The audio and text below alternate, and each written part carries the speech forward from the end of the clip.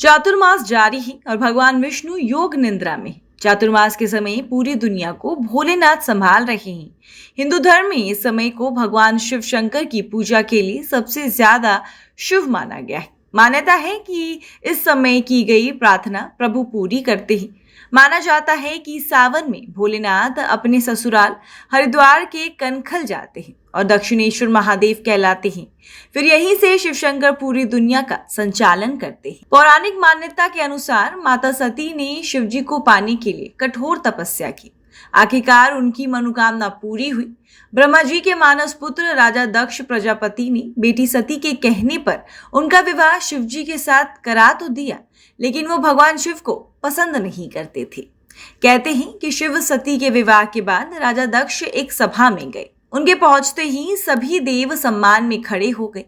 हालांकि भोलेनाथ अपने आसन पर ही बैठे रहे। इसी बात से राजा दक्ष और भी ज्यादा नाराज हो गए थे। एक बार दक्ष ने कनखल में महायज्ञ करवाया और शिवजी के अलावा सभी देवताओं को न्योता दिया। जब सभी देवता यज्ञ में जा रहे थे तो माता सती ने शिवजी से पूछा। शिवजी ने बताया कि महाराज दक्ष ने सभी को तो निमंत्रण दिया है, पर अभी तक वो न्योता हमें नहीं मिला है। भगवान शिव के मना करने के बाद भी माता सती यज्ञ में पहुंच गई और सोचा कि महाराजा दक्ष अब भोलेनाथ को भी आमंत्रित करेंगे, लेकिन हुआ इसका उल्टा। महाराजा दक्ष ने माता सती के सामने बार बार भगवान शंकर का अपमान किया, जिसे बेहद क्रोधित होकर माता सती यज्ञ की अग्नि में कूद गई। जैसे ही इसकी जानकारी शिव जी को हुई तो हाहाकार मच गया।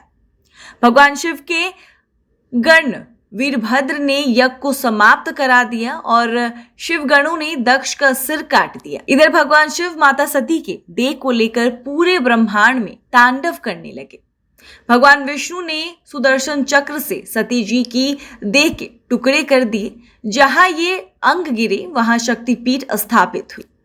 जब शिवजी का गुस्सा शांत हुआ तब यज्ञ को पूरा करने का उपाय तलाशा गया।